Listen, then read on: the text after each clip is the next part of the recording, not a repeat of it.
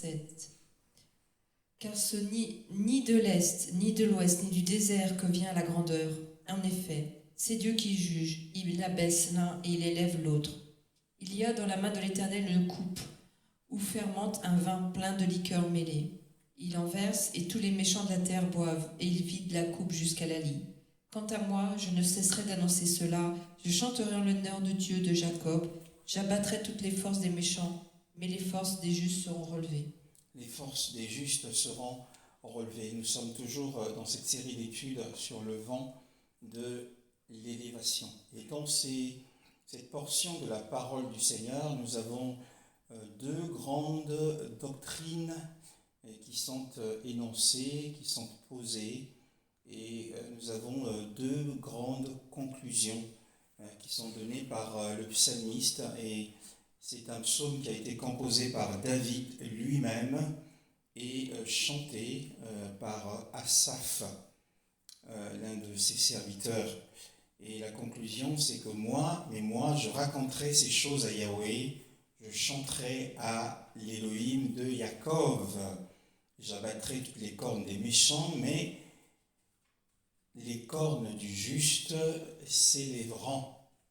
Donc nous avons dit qu'il y a ici deux grandes vérités, deux grandes doctrines. Qui dit doctrine dit vérités qui sont posées concernant, le verset 8 le dit, car c'est Elohim qui gouverne ou qui juge, et ça concerne le gouvernement du monde par Elohim lui-même, le monde dans lequel nous sommes, la terre, et ce qu'elle renferme. Alors, c'est une chose, c'est un rappel pour la plupart des saints, tous ceux qui sont élevés en dignité, tous les chefs d'État, les rois dans les royaumes, reçoivent leur pouvoir d'Élohim seul. Voilà, donc le verset 7 nous dit, car l'élévation ou la grandeur, selon des versions, ou la promotion, selon d'autres versions, ou l'avancement, selon encore d'autres versions, ne vient pas de l'Est ou de l'Orient, du soleil levant, ne vient pas du Moyen-Orient, ne vient pas du Proche-Orient, ne vient pas de l'Occident. Ça ne vient pas des fils de l'Occident ou des terres occidentales. Et ça ne vient pas non plus du désert du sud. Voilà. Et c'est David qui le reconnaît bien. Et au tout début de ce psaume, il rend gloire. Au verset 2, il dit, nous te louons, Elohim, nous te louons. Ton nom est près de nous, nous racontons tes merveilles. Oui, parce que David était conscient d'une chose, c'est que, il devait lui rendre gloire et honneur parce que il devait son avancement dans le monde à Elohim seul. Donc son pouvoir, le pouvoir qu'il détenait, et il utilisait ce pouvoir à son profit parce qu'il savait que ce pouvoir venait d'Elohim seul. Et il était vain que ceux qui le combattaient puissent le faire davantage.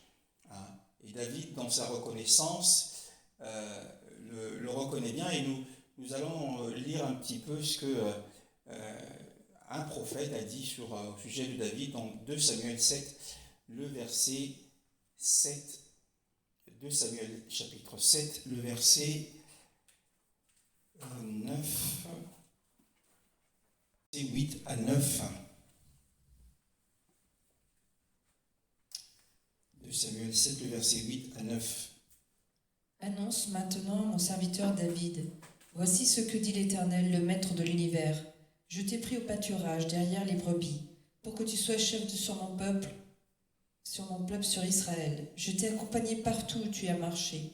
J'ai éliminé tous tes ennemis devant toi, et j'ai rendu ton nom aussi grand que celui des grands de la terre.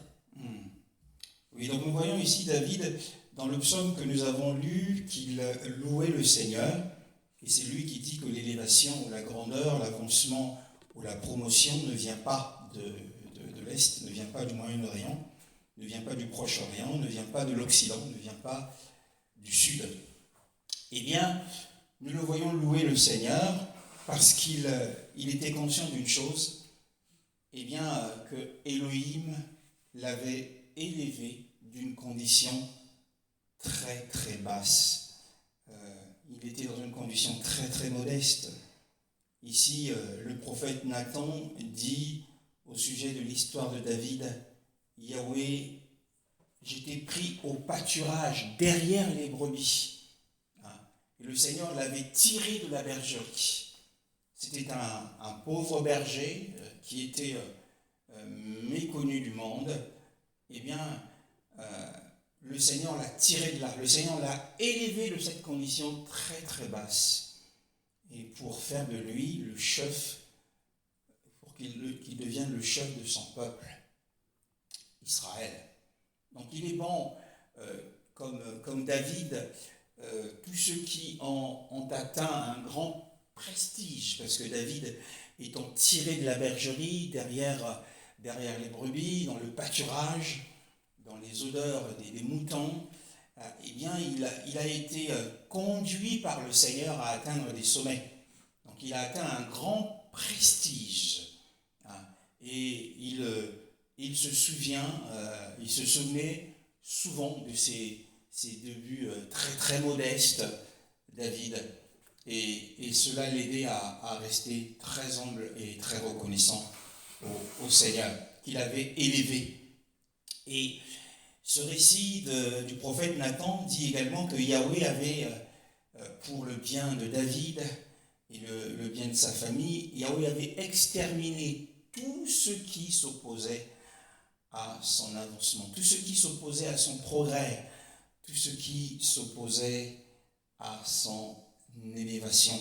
Il les avait exterminés. Et Yahweh l'a couronné de puissance.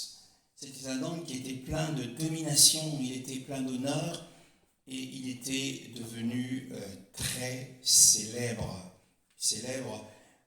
dans les nations environnantes d'Israël, célèbre par son courage, célèbre par sa conduite et célèbre par les victoires qu'il avait obtenues dans les guerres. C'était un homme victorieux.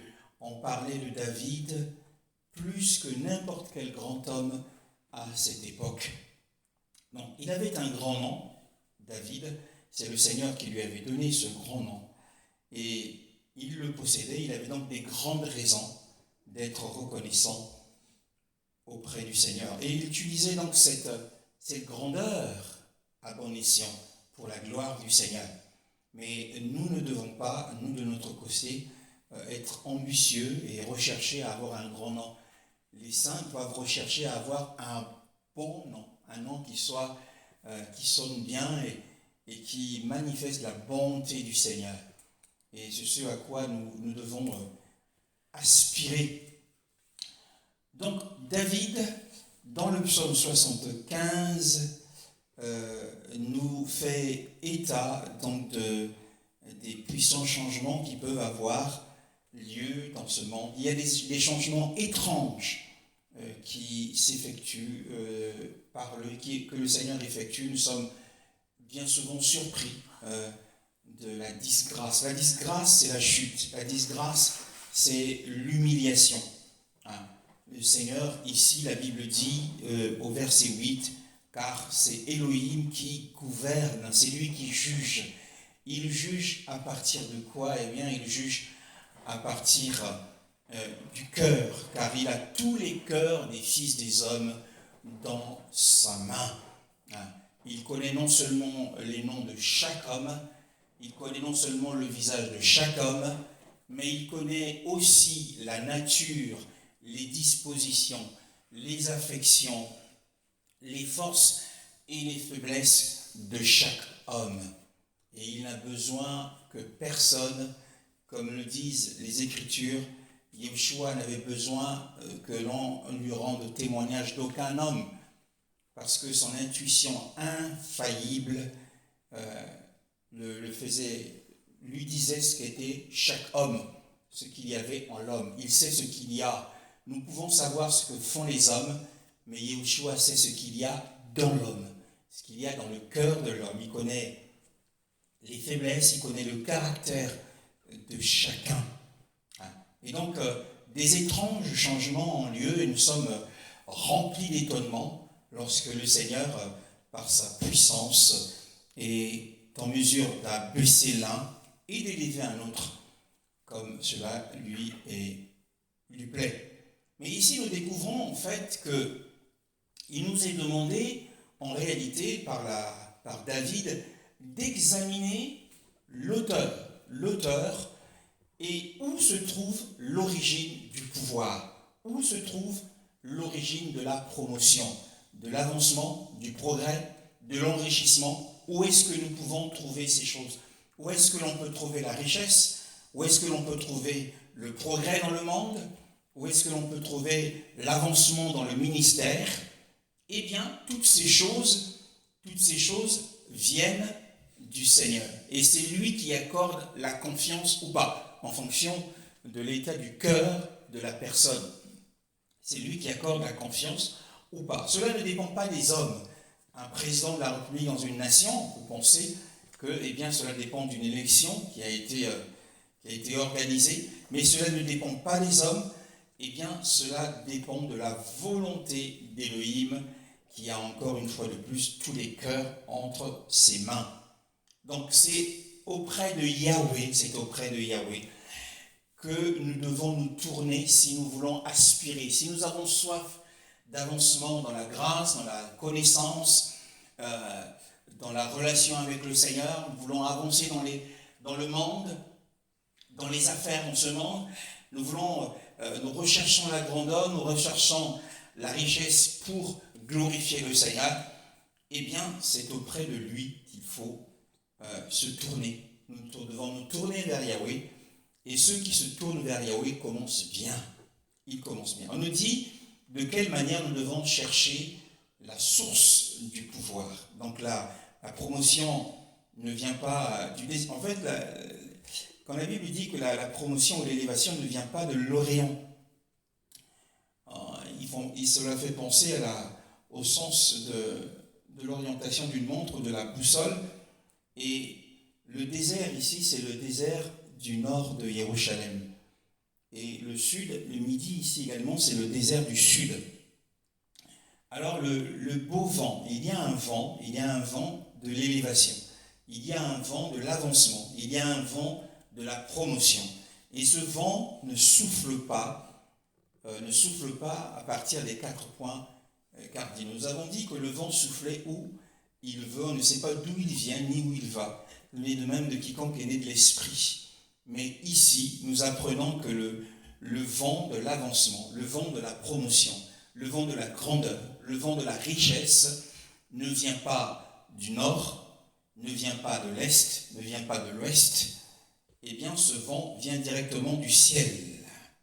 Donc si nous voulons obtenir la sagesse, si nous voulons obtenir les grandes choses pour le Seigneur, et nous ne devons pas nous tourner vers les nations, nous ne devons pas courir après une région du monde, mais nous devons nous tourner vers le lieu secret.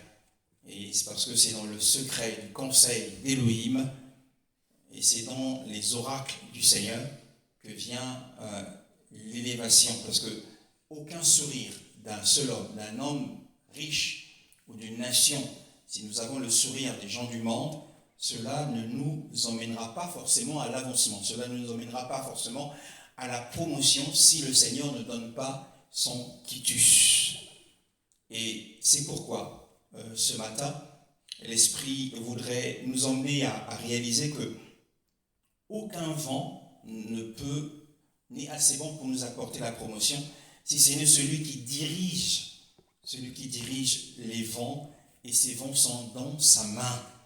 Et Elohim est le juge, il est le gouverneur du monde, il est le juge, et c'est lui qui, quand nous ne savons pas ce qui va se passer, mais le Seigneur, afin de servir, son but c'est de servir ses propres desseins, Son but, c'est de réaliser ses propres plans.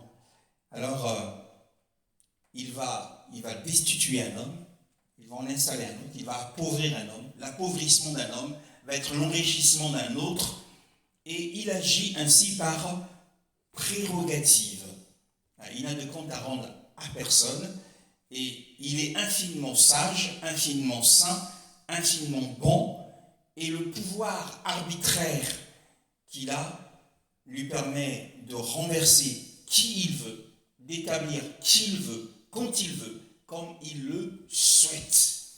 Et c'est ce qu'il est il est sur le point de faire, il est sur le point de faire des choses étranges pour l'Église, pour la consolation des saints.